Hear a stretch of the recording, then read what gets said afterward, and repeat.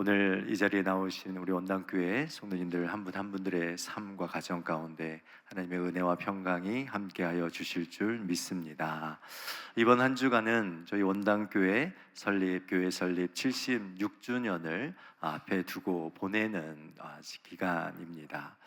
여러분, 교회 설립을 기념하는 것은 단순히 교회의 나이를 축하하는 행사를 넘어서서 원당교회를 향하신 그 하나님의 은혜와 그 인도하심을 되새기며 또한 우리의 정체성을 다시 확고히 다짐하는 그런 기간이 되어야 될 것으로 압니다. 특별히 가미도 선교사님을 통해서 우리 가운데 심어진 원당교회의 비전과 그 정신들, 그리고 믿음의 선배들이 지켜온 헌신과 사랑을 기억하며 우리 공동체가 앞으로 나아가야 될 분명한 미래를 또 생각하고 다짐하고 또 하나님 앞에 선포하는 그러한 시간이 되어야 될 줄 믿습니다. 여러분, 우리 원당교회는 사랑의 빚을 진 교회인 줄 알고 복음의 빚을 지고 또한 선교의 빚을 진 공동체라는 것을 우리는 알아야 합니다. 그러기에 우리는 날마다 우리의 삶 속에서 이 빚, 사랑의 빚을 갚아 나아가고 복음의 빚을 갚아 나아가고 선교의 빚을 갚는 그러한 귀한 사명으로 달려나가야 될 줄 믿습니다. 여러분, 특별히 한 주간 동안 교회 설립주일, 다음 주잖아요. 교회 설립주일을 지내면서 또 보내면서 또 맞이하면서 우리의 삶 속에 나의 다 된 것은 다 하나님의 은혜다라고 고백했던 사도 바울의 그 믿음의 고백처럼 우리의 원당교회에 주어진 이 모든 것들, 나의 삶 가운데 주어진 이 모든 것이 다 하나님의 은혜였다라고 고백하며 하나님께 감사와 찬양을 올려드리는 귀한 한 주간이 되시기를 주님의 이름으로 축원드립니다. 여러분, 우리가 교회 설립주일을 맞이할 때 그냥 우리끼리 좋아하고 자화자찬하며 보내는 그런 시간이 되지 않기를 원합니다. 저희는 작년부터 교회 설립주일을 앞두고 한 주간 동안 미션 위크, 선교 대학을 통해서 우리의 과거, 현재, 미래를 돌아보며 세상으로 보냄받은 준비된 평신도 선교사로서의 사명이 무엇인지를 한 주간 동안 함께 기도하고 훈련하는 그러한 시간으로 보내고 있습니다. 더 나아가서 이 미션 위크를 통하여서 우리는 세계 선교에 대한 꿈과 비전, 그리고 지역 사회와 또 소외된 이웃을 향한 하나님의 사랑, 이웃의 사랑을 다짐하는 그러한 시간이기도 합니다. 그래서 지난주 당회에서 매년 교회 설립 기념주일에 드려지는 우리 감사 헌금의 전액은, 매년 드리는 이 전액의 감사 헌금을 우리의 이웃들과 어려운 이웃들, 그리고 그 해에 재난을 당하는 그 고통받는 이들에게 우리가 사용하자라고 당회에서 결정을 내렸습니다. 여러분, 이 결정이 당회에서만의 결정이 아니라 우리 원당교회 온 성도들이 교회 설립 주일을 준비하고 맞이하며 우리 교회가 이 세상을 더 사랑하고 아름답게 섬겨 나가는 그런 귀한 교회가 되도록 함께 마음을 모아 주시기를 간절히 부탁드립니다. 여러분, 교회 76주년 교회 설립 기대되지 않습니까? 특별히 올해에는 우리가 국내 이주민 주파송 선교사님을 파송 준비를 하고 있습니다. 왜 국내 이주민 선교사를 파송해야 하는가? 특별히 태국을 중심으로 파송해야 하는 그 이유가 무엇인가 궁금해 하시는 분들도 계십니다. 저는 오늘 말씀 10계명의 그 말씀을 이어서서 이웃사랑과 특별히 이 하나님의 선교의 이 관점이 어떻게 연결되어지고 이 이웃사랑과 하나님의 이 사랑이 어떻게 우리 가운데 나타나야 하는지를 함께 살펴보려고 합니다. 여러분, 십계명의 가장 큰 두 축을 이루는 것이 무엇이라 말씀드렸습니까? 하나님 사랑과 이웃 사랑입니다. 그래서 예수님께서 마태복음 22장 37절에서 39절 말씀을 보면 모든 그 율법을 두 가지로 나누면서 내 마음을 다하고 목숨을 다하고 뜻을 다하여 주 너의 하나님을 사랑하라 라는 첫 번째 계명과 그리고 내 이웃을 내 자신과 같이 사랑하라 라는 둘째 계명으로 예수님께서는 요약하셨습니다. 그러니까 예수님께서는 성경 전체를 어떤 관점으로 바라보라라고 말하고 있습니까? 사랑의 관점으로 성경 전체를 이해하고 바라봐야 된다라는 것이죠. 여러분의 각자의 삶도 마찬가지입니다. 여러분의 삶의 모습을 어떤 관점으로 바라보셔야 합니까? 사랑의 관점으로 바라보셔야 돼요. 내가 하나님을 사랑하고 있는가? 내가 이웃을 사랑하고 있는가? 여러분, 이 관점만 가지고 우리가 살아가면 여러분, 하나님의 뜻과 하나님의 그 계획하심 가운데 우리는 하나님을 기쁘시게 하는 삶을 살아가는 줄 믿습니다. 또 한 가지 여러분에게 성경을 보는 관점을 소개하려고 합니다. 그것은 개역주의 성경 해석학적 관점인데요, 성경을 어떻게 우리가 보는 것이 좋냐면 창조, 타락, 그리고 역사 속에 이루어지는 구속, 그리고 새 창조의 그러한 관점으로 보는 것이 좋습니다.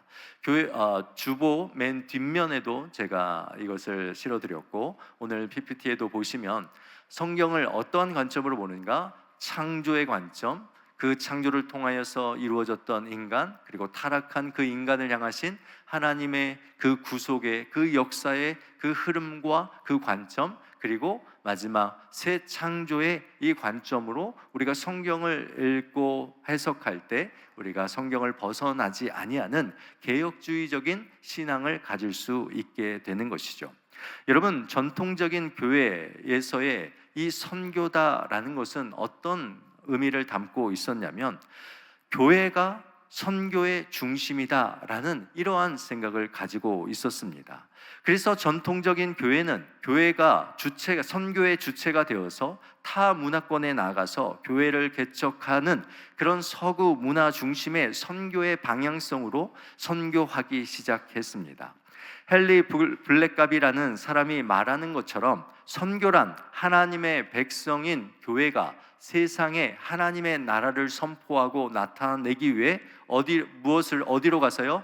타 문화권에서 행하는 일체의 행위이다라고 말하면서, 교회가 가지고 있는, 성도들이, 하나님의 백성들이 가지고 있는 것이 세상에 하나님의 나라를 선포하고 교회를 세우고 타 문화권에서 행해지는 그 모든 것을 선교다라고 말하였던 것입니다.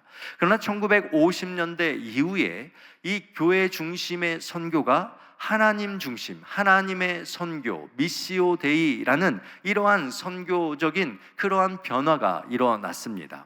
그러니까 선교의 주체가 교회가 아니라 하나님이다라고 고백하는 거예요. 하나님께서 세상을 창조하시고 예수 그리스도의 구속의 사역을 이 땅에 열어 가시며 성령 하나님께서는 하나님의 나라를 이루어 가시는 것, 이것이 바로 선교다라고 말하게 된 것입니다.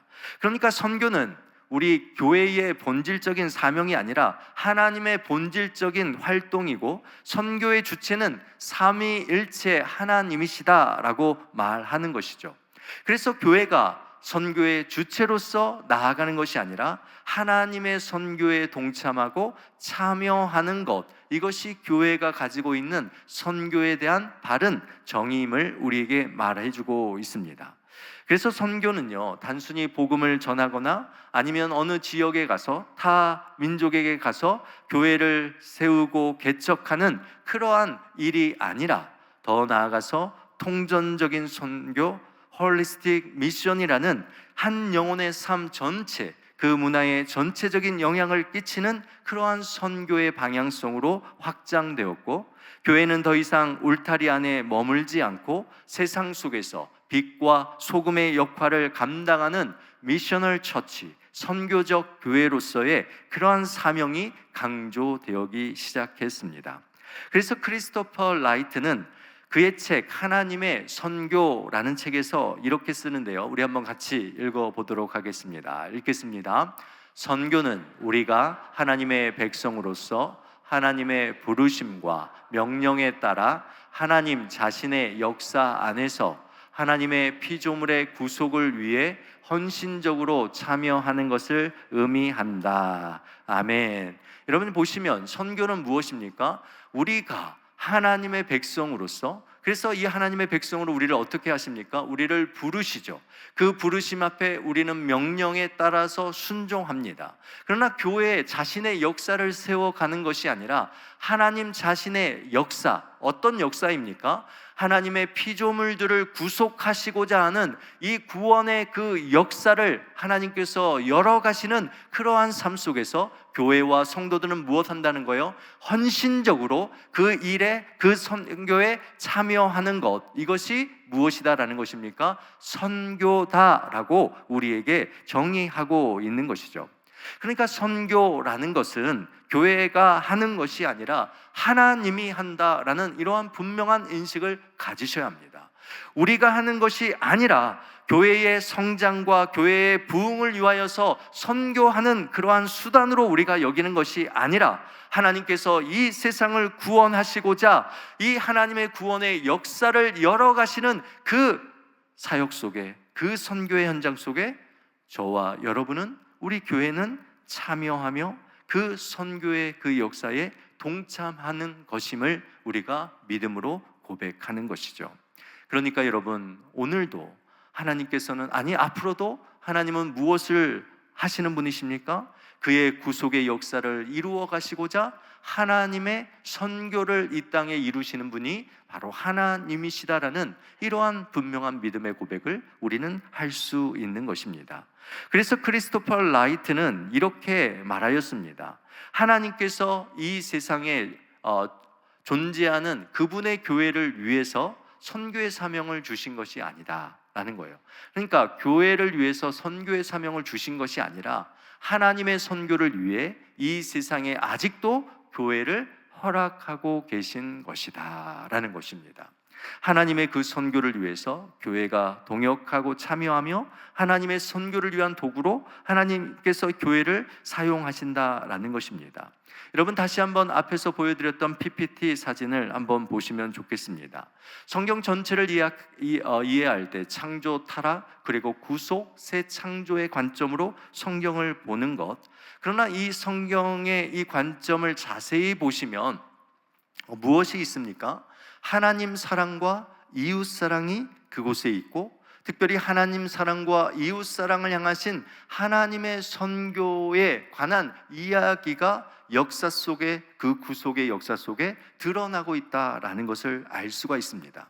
아브라함을 부르시고 선택하신 아브라함의 언약, 출애굽을 통하여서 시내산에서 주신 그 언약을 통하여서 주신 이 모든 언약, 그러니까 이 언약에 관해서 우리가 계속해 공부했는데 그 언약 안에는 무엇이 담겨 있냐면 하나님의 선교에 대한 개념이 들어있음을 알 수 있습니다.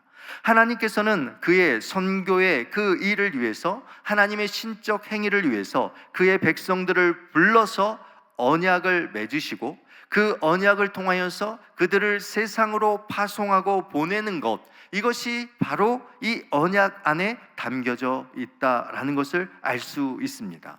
여러분, 우리 구체적으로 성경의 언약들을 하나하나씩 살펴보면 창조의 언약을 우리가 보면 창세기 1장 28절 말씀인데요, 여러분들이 이 말씀을 읽으실 때 하나님의 선교적인 관점으로 하나님께서 우리 인간을 만드시고 그리고 그를 사랑하시고 또한 세상을 향하여 그들을 보내시는 이러한 하나님의 선교적인 관점으로 언약을 한번 보면서 생각하면서 읽으셨으면 좋겠습니다. 우리 창세기 1장 28절 같이 읽겠습니다.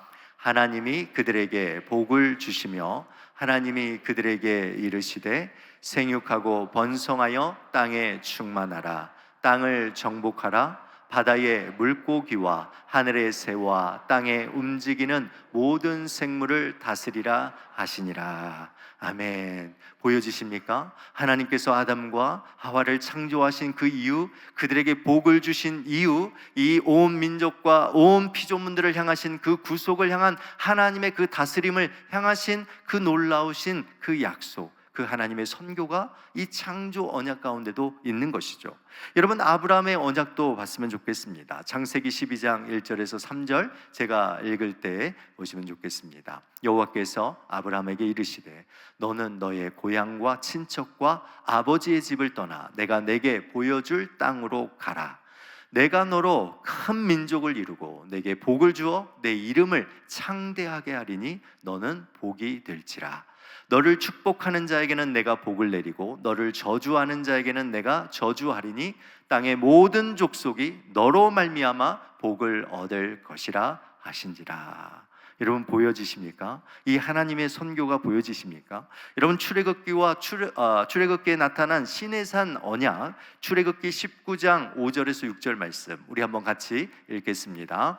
세계가 다 내게 속하였나니 너희가 내 말을 잘 듣고 내 언약을 지키면 너희는 모든 민족 중에서 내 소유가 되겠고 너희가 내게 대하여 제사장 나라가 되며 거룩한 백성이 되리라. 너는 이 말을 이스라엘 자손에게 전할지니라. 아멘. 여러분 신약에 오면 예수님께서 부활하신 우리 예수님께서 제자들에게 아니 예수 그리스도를 믿고 따르는 모든 그리스도인들에게 여러분 대위임 명령을 우리에게 주시고 언약적인 사명을 마태복음 28장 18절에서 20절에 우리에게 주십니다. 여러분이 다시 한번 이 말씀 우리 읽어보도록 하겠습니다. 읽겠습니다. 예수께서 나와 말씀하여 이르시되 하늘과 땅의 모든 권세를 내게 주셨으니 그러므로 너희는 가서 모든 민족을 제자로 삼아 아버지와 아들과 성령의 이름으로 세례를 베풀고 내가 너희에게 분부한 모든 것을 가르쳐 지키게 하라. 볼지어다 내가 세상 끝날까지 너희와 항상 함께 있으리라 하시니라. 아멘. 여러분 하나님의 그 사랑 그리고 하나님의 그 사랑이 우리를 넘어서 이웃을 향한 그 사랑을 통하여서 하나님의 그 선교가 연결되어 있음을 오늘 우리가 본문을 통하여서 알 수 있습니다. 여러분 10계명에 우리는 하나님의 사랑에 대해 배웠습니다. 하나님 사랑을 넘어서 하나님은 우리에게 가장 중요한 두 번째 계명 이웃 사랑을 향한 그 사랑을 우리에게 허락해 주셨습니다. 특히 예수님께서 이 이웃 사랑에 대한 명령을 말씀하시고 오늘 본문에서 말씀하셨는데 그 이웃 사랑에 대한 이 말씀의 근거가 어디냐면 10계명이고 특별히 예수님께서는 레위기의 말씀을 그대로 인용하셨습니다. 레위기 19장 18절 말씀 제가 읽겠습니다. 원수를 갚지 말며 동포를 원망하지 말며 내 이웃을 사랑하기를 내 자신과 같이 사랑하라. 나는 여호와이니라. 그러니까 예수님께서 지금 마태복음에서 둘째 계명을 이야기하는데 그 계명은 어디에 나와 있는 거예요? 바로 시내산의 그 언약 가운데 있는 그 10계명의 그 계명 안에 있는 내용을 예수님께서 인용하셨다라는 것을 알 수 있습니다. 그러면서 이 내 이웃을 사랑하기를 내 자신과 같이 사랑하라 라고 말씀하면서 여러분 레위기에서는 그 구체적인 그 사랑의 대상이 누구인가? 라고 19장 33절에서 34절에 그 대상을 밝히고 있습니다. 그 대상이 누구냐면 거류민이 너희 땅에 거류하여 함께 있거든 너희는 그를 학대하지 말고 너희와 함께 있는 거류민을 너희 중에서 나은 자같이 여기며 자기같이 사랑하라. 너희도 애굽 땅에서 거류민이 되었느니라. 나는 너희의 하나님 여호와이니라. 아멘.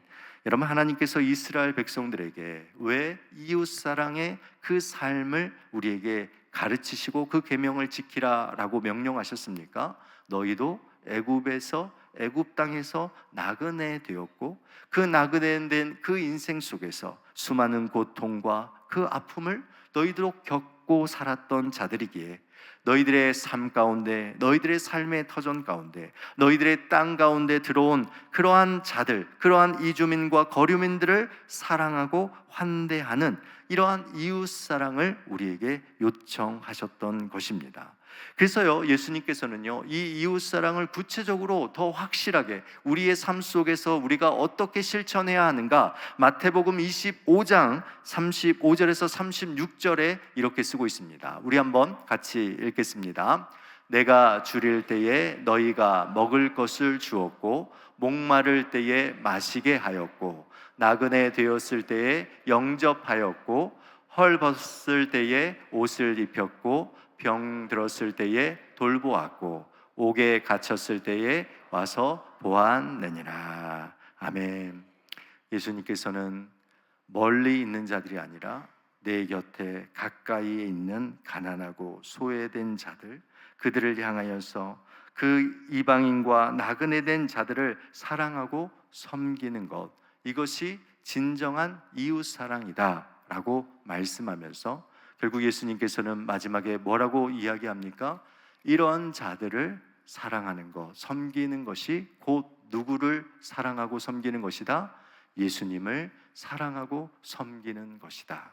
여러분, 이것이 사랑의 순환입니다. 하나님을 사랑하면 이웃을 사랑하고, 이웃을 사랑하면 하나님을 더 사랑하게 되어지는 이 사랑의 실천이 오늘 우리의 이 십계명 안에 담겨져 있는 것입니다. 사랑하는 원당의 성도 여러분, 왜 지금 우리는 이 이주민 선교에 대해서 관심을 가져야 합니까? 여러분, 지금까지 한국의 선교의 방향은 속지주의 선교였습니다. 타국으로 보내어서 이국 땅에 그 땅을 차지하고 그 땅에 들어가서 교회를 세우며 교회를 통하여 이 복음을 확장해 나아가는 속지주의적인 선교의 방향성을 가졌습니다. 그러나 이제는 속인주의적인 선교의 그 방향성을 우리가 가져야 합니다. 속인주의라는 이 말은 무엇이냐면, 이제 하나님께서 우리에게 보내주신 그 영혼이 있는 그 자리가 어디라는 거예요? 선교지다라는 것을 말하고 있습니다. 그러니까 여러분의 삶의 바운더리 안에 하나님께서 믿지 않는 영혼들을 보내주신 것, 여러분, 그곳이 무엇이라는 것이에요? 선교지라는 거예요. 그곳이 하나님의 선교를 이루는 삶의 현장이라는 거예요. 그러기에 그들을 더 사랑하셔야 되고 그들을 아끼고 섬겨주셔야 된다라는 것을 말하고 있습니다. 여러분, 현재 한국에 거주하는 이주민들이 273만 명입니다.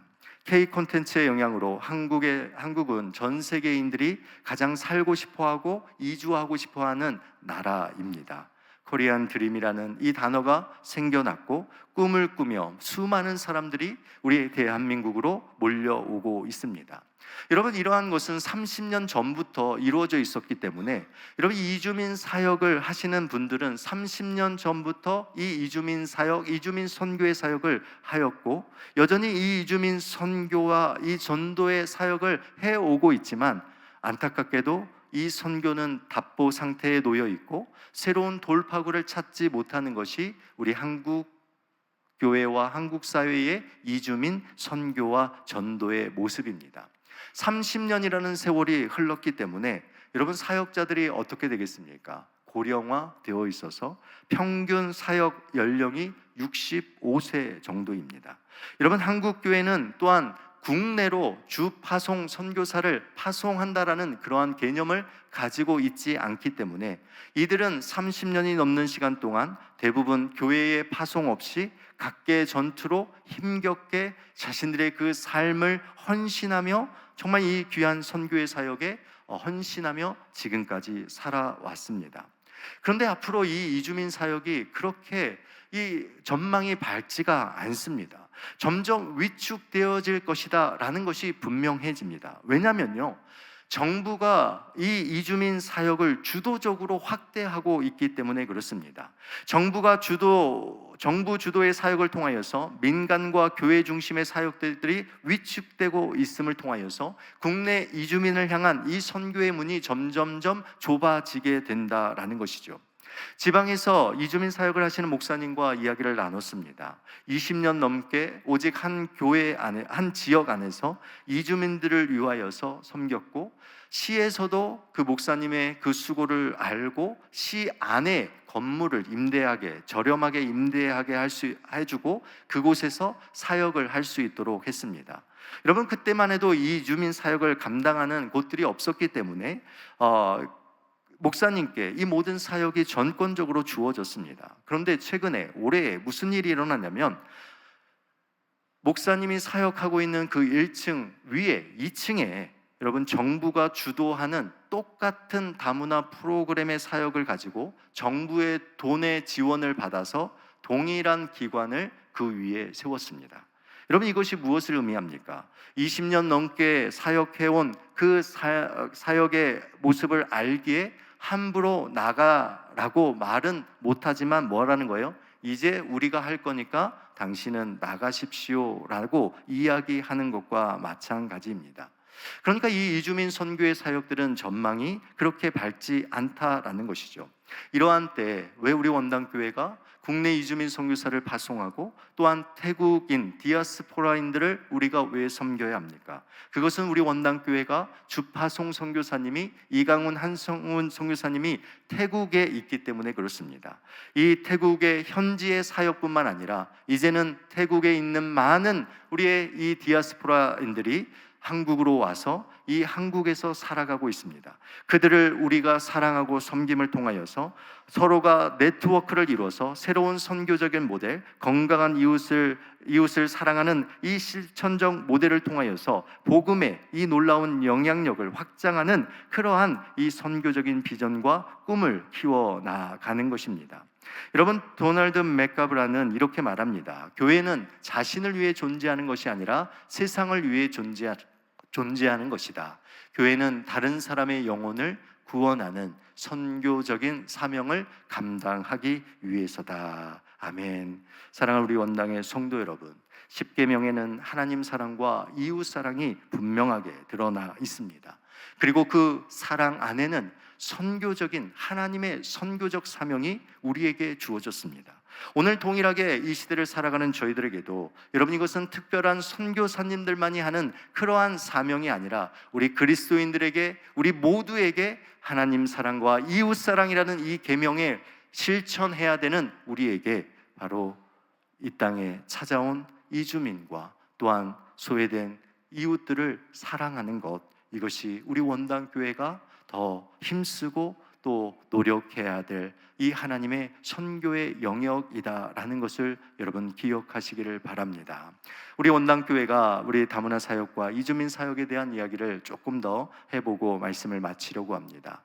사진을 보여주시면 우리 교회가 이 환대, 이 복음의 사역들을 감당하며 나가고 있는데, 여러분 그 다음 사진요 보시면 2025년 우리 한국에 들어온 이주민이 273만 명입니다.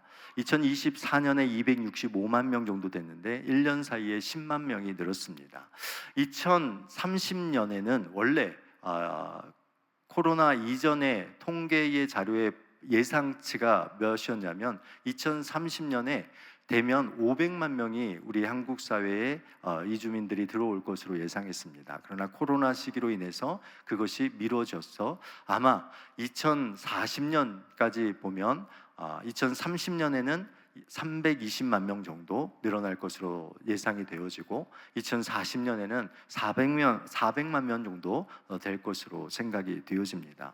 여러분, 앞으로 이 땅에 이렇게 많은 이주민들이 들어오고 있습니다. 그리하여 정말 우리 교회가 어떠한 사역, 하나님의 이 선교라는 것은요, 분명하게 하나님의 때와 하나님의 기회와 하나님의 시간이 있다라는 거예요. 여러분, 제가 앞에서 보여줬던 그 관점을 보면 하나님의 선교는 분명한 때와 시간과 그리고 그 맞는 기회가 있습니다. 저 특별히 그리하여 이러한 때에 우리가 국내 이주민 주파송 선교사를 준비하는 것입니다. 다음 사진을 넘겨주시면, 그래서 우리 원당교회는요 76년의 전통적인 지역 교회로서 사명을 감당하고 있습니다. 특별히 가미도 선교사님을 통하여서 우리 교회가 선교의 빚을 진 교회로 세워진 사랑에 빚진 그러한 공동체입니다. 지금까지 말씀 중심적인 그 선교의 사명을 감당하여 오며 여기까지 성장해 왔습니다. 이제 우리는 더 나아가서 하나님 선교라는 통전적 선교, 선교적 교회로서의 그러한 사명을 더욱더 확고히 해 나아가고, 교회 설립 76주년을 앞두고 우리가 선교의 빚은 선교로 갚는다라는 이러한 믿음의 고백을 가지고 나아가야 될 줄 압니다. 더 나아가서 다음 사진을 보여주시면, 그리고 더 다음 사진요, 그래서 저희 원당교회에서 작년에 다문화 가정을 위하여서 다문화 원당 글로벌 센터라는 다문화 가정 이주민들을 위한 귀한 작은 사역을 시작을 하게 되었고, 그 시작을 통해서 다음 사진 보시면 매주 토요일마다 2시에서 4시 우리 귀한 성도님들께서 우리 이주민들과 결혼 이주 여성들 그리고 다문화 가정들을 정말 자녀들을 너무나도 귀하게 섬겨주시고 계십니다.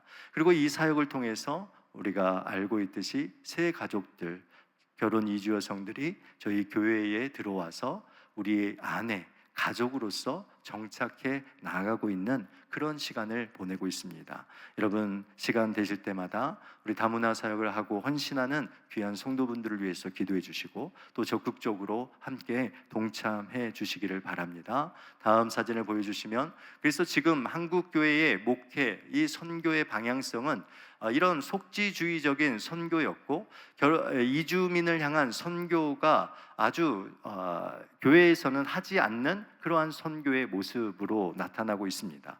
그러나 이 땅에 273만 명의 영혼들이 들어와 있습니다. 하나님께서 이 땅에 기회를 주시고 우리가 타국에 가서 복음의 문을 여는 것이 얼마나 힘들고 어렵다는 거 잘 알잖아요.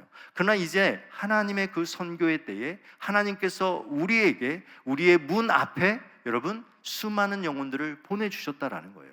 이제 우리가 문을 열고 그들을 위하여서 사랑하고 그들을 훈련시키고 그들을 재파송해서 다시 고국으로 보내는 역파송의 선교사의 사명을 우리 교회가 또한 우리 한국교회가 감당할 수 있는 아주 귀한 그 시간에 놓여 있습니다. 그래서 다음 사진 마지막으로 보시면 우리 원당교회가 우리 성도들이 더욱더 직접 이 귀한 사역들을 감당하고 또한 국내 이주민 주파송 선교사님을 통해서 우리가 태국 단기 선교에 관한 모든 훈련을 교회에서 함께 훈련받고 또 일상적인 선교의 삶을 살아가다가 단기 선교팀이 우리 태국에 있는 이강우 선교사님의 사역지에 가서 또 선교하고 또 보내고 또 이강우 선교사님은 그 교회에 있는 젊은이들과 성도들을 우리 국내에 있는 이 센터로 보내서 또 여기서 훈련시키고 다시 보내는 이러한 네트워크적이며 역파송, 재파송적인 이러한 선교의 사역을 위하여서 저희들이 국내 이주민 주파송 선교사님을 파송하게 되었습니다. 말씀을 맺습니다. 사랑하는 원당의 성도 여러분, 오늘 우리는 십계명을 통하여서 하나님 사랑, 이웃 사랑을 살펴보았습니다. 그러나 이웃 사랑의 가장 뿌리, 근본이 어디로부터 시작되어집니까? 다른 사람을 사랑하는 것이고 특별히 우리 안에 들어온 이주민들과 거류민들, 나그네 된 자들 그리고 하나님을 믿지 않는 그러한 영혼들을 하나님을 예배하는 그러한 삶의 자리로 인도하고 이끌어가는 것, 이것이 하나님의 선교라는 것을 우리는 깨달아야 합니다. 특별히 우리 원당교회는 사랑의 빚진 교회이고 복음의 빚진 교회이고 선교의 빚을 진 교회입니다. 이때 이러한 때 우리 하나님께서 하나님의 선교를 통하여서 문을 열어주셨고 이 일을 위하여서 저희 교회가 마음 모아 기도하고 있습니다. 그래서 지난주에 당회에서 국내 이주민 주파송 선교사님 한 분을 저희가 선정하게 되었습니다. 앞에서도 보시는 것처럼 여러분 이주민 선교사님을 선택하는 게 정말 쉽지 않습니다. 평균 연령 나이가 65세세요. 그리고 교회에서 1시간 거리에 있는 그러한 분을 저희가 선택해야 되고 교회와 밀접하게 연관되어지는 우리가 쉽게 그 지역을 갈 수 있는 그러한 곳 그리고 언어적인 부분도 완벽하게 되어 있는 선교사님 그리고 나이가 한 40대에 있는 선교사님 정말 여러분 이런 분들을 찾는 게 지금 상황에서는 거의 기적과 같습니다. 그러나 하나님께서 귀한 분을 보내주시고 또 귀한 분을 우리 원당교회의 선교의 또 하나의 그 파트의 부분으로 우리 하나님께서 귀한 분을 보내주신 줄 믿습니다.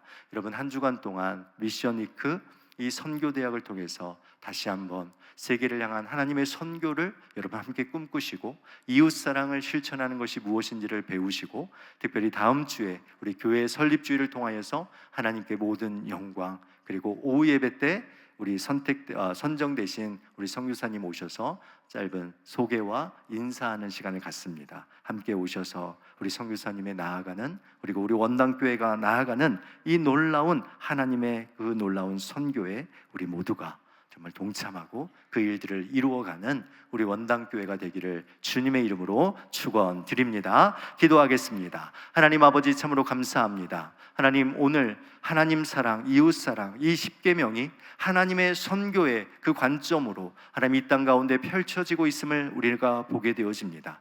우리 원당교회가 이 대한민국 땅에 하나님의 선교의 그 기회와 때를 우리가 분별하고 하나님의 그 뜻에 순종하며 나아가오니 이 땅에 들어오는 수많은 이 이주민들, 우리 복음이 필요한 귀한 영혼들에게 하나님 사랑, 이웃 사랑의 실천을 통하여 그들을 섬기게 하시고 그들을 훈련하여 정말 그들이 속한 고향으로, 그들의 나라로, 온 세계로 재파송하는 이러한 놀라운 선교의 역사가 우리 원당교회를 통하여 이루어질 수 있도록 하나님 도와주시옵소서. 우리 원당교회 성도들, 이것이 몇 사람으로 되어지는 선교가 아니라 우리 모두가 이 하나님의 선교에 동참하며 나아가야 될 그러한 자들임을 결단하는 이 시간이 되게 하여 주시옵소서. 예수 그리스도의 이름으로 기도드리옵나이다. 아멘.